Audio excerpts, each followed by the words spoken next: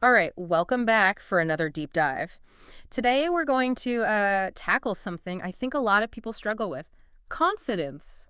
You guys sent in this great YouTube video by Thewizardliz called "This Video Will Make You Confident." Hmm. And she's got that kind of like that really energetic, straight talking style that a Totally. lot of successful YouTubers have. Yeah. But she's packed this video with so many tips. We're going to pull out some of the most interesting ones and kind of go from there. Yeah. What I find so fascinating about the Wizardliz is she doesn't waste any time. She gets right into it. She argues that confidence isn't about feeling confident. It's about building skills, kind of pushing your boundaries Yeah. and taking action even when you don't feel like it. Yeah, it's like when I think about, like when I first started podcasting, I was so nervous about like making mistakes or sounding unprofessional. Right. But eventually I just realized it was more about just doing it, like putting myself out there. Absolutely. I mean, think about professional athletes. Yeah. Their confidence comes from years and years of practice, of training, of honing their craft. Yeah. So it's about trusting in their ability because they've put in the work. Yeah. She also mentions this idea of the comfort trap. And she references a book called The Mountain Is You, which argues that we're actually wired for comfort, not happiness. Mm. It really makes you think, right? Like, why are we so drawn to comfort, even when it might not be the best thing for us? I mean, if you think about it from an evolutionary perspective, seeking comfort makes sense. Mm-hmm. For our ancestors, comfort often meant safety. It meant survival. Yeah. And so it's kind of ingrained in us to seek out those things that make us feel secure, make us feel safe. But in today's world, that constant pursuit of comfort can sometimes actually hold us back from growth and fulfillment. That's true. And like one of the examples that the Wizardliz uses is her own like fitness journey. She didn't suddenly transform into a gym fanatic. She Right. started small, gradually increasing her workouts over time. This reminds me of like the whole idea of embodied cognition. Yeah. The idea that our physical actions can actually influence our thoughts and feelings. Absolutely. It creates this feedback loop. Yeah. You do something, you feel a little bit better, and that motivates you to do even more. Yeah. She also dives into this idea of perfectionism, which I know I'm definitely guilty of. Mhm. She says that it's such a barrier to action, and she uses the example of her first YouTube video. It wasn't perfect, but she put it out there anyway. Right. And that was such a crucial step in her journey. It's so easy to get caught up in this need for everything to be perfect before we actually take action. Yeah. But, perfectionism can be paralyzing. Right. And sometimes it's more important to just get started and learn along the way. Yeah. And another thing she talks about, is kind of tied to that a little bit, is this like spotlight effect, where we think everyone's watching us and judging us all the time. I know that's something I've definitely struggled with, especially, in social situations. It's a really common experience, the spotlight effect. It's this tendency to overestimate how much other people notice us. Right. In reality, people are generally far more focused on themselves than, scrutinizing our every move. That's true. And she tells a couple of really great stories to kind of illustrate this, like the one where she, used to get really self-conscious about her face turning red. Hmm. But once she decided to kind of just accept it and, even own it, Yeah. it actually started to happen less. That's such a great example of how, our mindset can actually influence our physical reactions. Mm-hmm. So by changing her internal dialogue, she actually was able to change her physiological response. That's amazing. And then, there's that great story she tells about waving at people on the bus to combat like social anxiety. Yeah, it sounds silly, but it's a great example of using like intentional repeated action Yeah. to actually shift your behavior. Yeah. So the more she did it, the more comfortable she became with social interaction. So the Wizardliz is also really big on self-care, but like not in a pampering kind of way. Right. She talks about it as a form of self-respect. She says that, looking and smelling good is about respecting yourself, which then commands respect from others. That's an interesting perspective. So she's framing self-care not as indulgence, but as a way to demonstrate your own worth. Yeah, and she even talks about, like creating a new version of yourself to help overcome like past experiences. And she actually used this to overcome her own trauma, developing this like Wizardliz persona. And she says, create another version of you until it becomes you. This touches on like a really interesting area of psychology. Right. By role-playing or visualizing like an ideal self, Mm-hmm. we can already start to shape our behavior. So it's like creating this blueprint for the person that you want to become Right. and then taking actions that align with that vision. It's fascinating how powerful our minds can be in like shaping our own reality. Absolutely. And, speaking of like shaping ourselves, she ties this whole idea of self-improvement to Yeah. posture. Yeah. This is where I kind of felt like she got a little sidetracked. Yeah, I mean, while good posture is certainly important, I'm not sure the connection to building confidence is as strong as some of her other I points. see what you mean. It felt like a little bit of a tangent. Yeah. But moving on, one of her most impactful ideas, in my opinion, is this okay and mentality. Ah, yes. This is the one that really resonated with me. It's about, accepting things as they are, whether it's rejection or, failure or setbacks, Yeah. and just moving forward. Yeah. Instead of getting stuck in that negativity or self-blame, Yeah. she encourages us to kind of acknowledge the situation and then focus on what we can do next. Yeah, she also talks about how realizing our own insignificance can actually be really liberating. Yeah. Like it allows us to let go of that pressure to be perfect and just be ourselves. Now, this is where I found it a bit thought-provoking. While I understand the intention, to free us from this fear of judgment, Yeah. isn't there a risk of, like, taking that too far? Could it lead to apathy or a lack of accountability for our actions? That's a really good point. It's a fine line between recognizing our place in like the grand scheme of things Right. and using that as an excuse to disengage from the world. Exactly. It's a concept that requires, like, some nuance and careful consideration. Yeah. But to her credit, Thewizardliz does balance this by emphasizing the importance of real-world connections. Yes, she's a big advocate for, interacting with real people and embracing their quirks, Yeah. which is such a refreshing contrast to like, the often curated world of social media. Absolutely. And there's a growing body of research on, the negative impacts of social comparison, especially in this age of social media, where we're constantly bombarded with images of, other people's seemingly perfect lives, which can lead to feelings of inadequacy and envy. Yeah, for sure.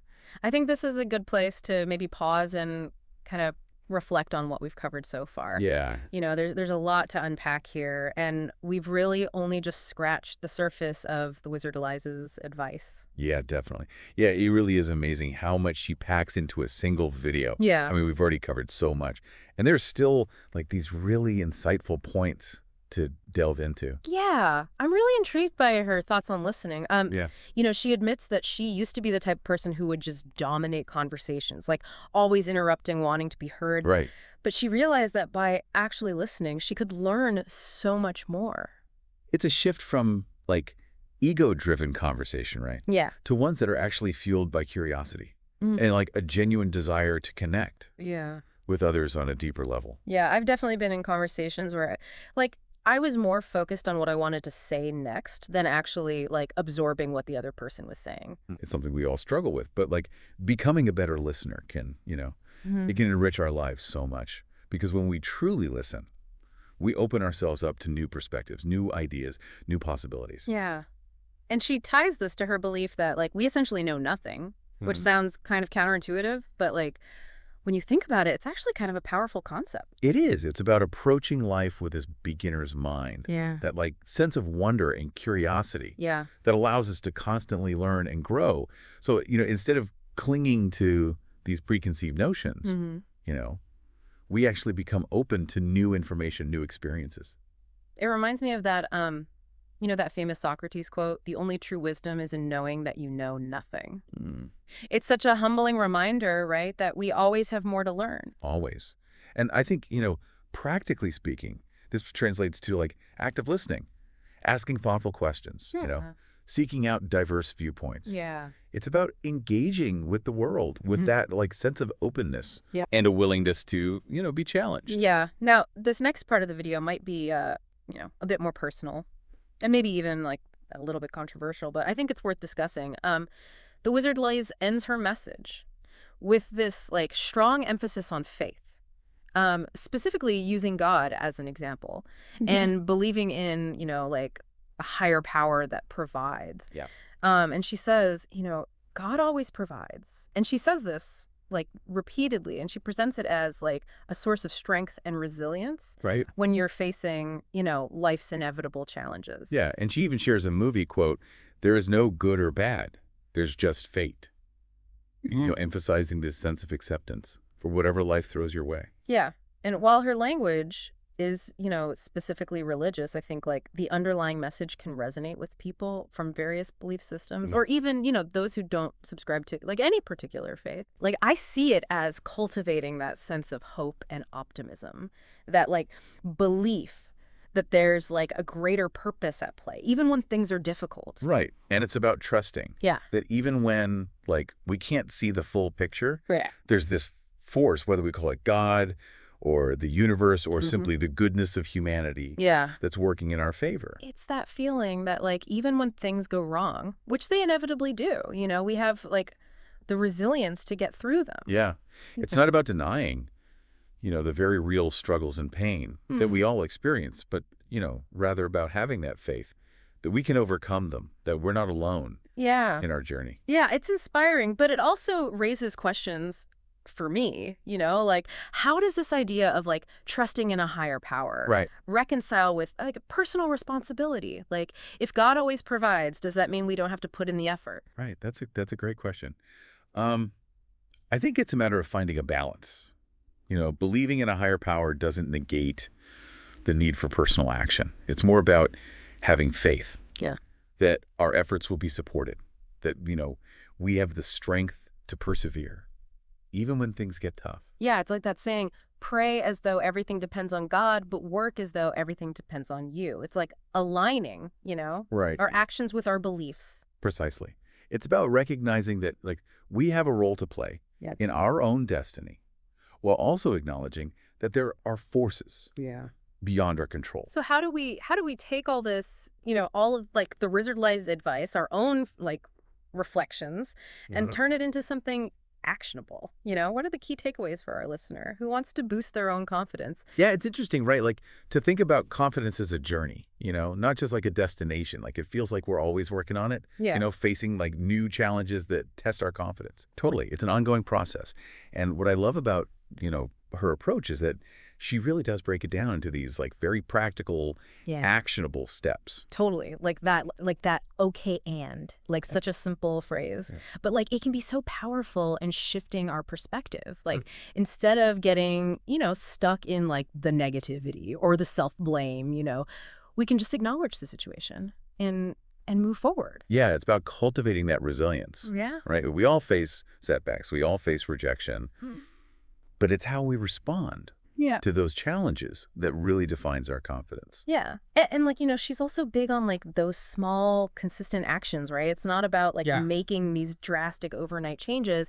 It's those like, those incremental steps that build momentum over time. And it reminds me of like her fitness journey. Like she didn't, transform into a super athlete overnight. It was a gradual process. Exactly. And I think that's a really important takeaway for anyone, who might be feeling overwhelmed. But like the idea of building confidence, you don't have to do everything at once. Start with one small thing, something that you can commit to doing consistently and build from there. Yeah. And something that really resonated with me was her point about, realizing our own insignificance. And I know that sounds kind of negative, but like she frames it as a way to like free ourselves from that pressure to be perfect. Yeah, it's about letting go of the need for that, like constant validation and recognizing that, we don't have to be the center of attention all the time, which in a world of social media can be a really, really difficult thing to do. For sure. For sure. But as we discussed earlier, it's a concept that requires like some nuance. Absolutely. It's not about becoming like apathetic or disengaged, but rather about, finding that healthy balance between, acknowledging our place in the world and like taking responsibility for our actions. Exactly. And I think she balances this really well by, again, emphasizing the importance of like those authentic connections, those real world interactions that remind us, of the beauty of human imperfection. Yeah. I love that she encourages people to like get out there, sign up for classes, meet new people, like experience life beyond the curated world of social media. It's in those moments of like, genuine connection that we often find our confidence like blossoming. So as we wrap up this deep dive, I want to leave our listener with kind of like a challenge. Okay. Inspired by the Thewizardliz's message. of self-creation. Remember Mm. her advice Hmm. about creating a new version of Yeah. yourself. Yes, I love that. Yeah, it's such a powerful concept. Yeah. It's about envisioning the person that you want to be and then taking those steps to align your actions with that vision. So I challenge you to think about what that new version of yourself, that more confident, more empowered you, what would they look like? What habits would they have? What actions would they take? And maybe even more importantly, like what's one small step that you can take today to start embodying that new version?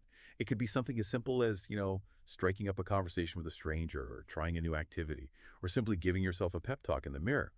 Remember, confidence is a journey, and every step you take, no matter how small, is a victory.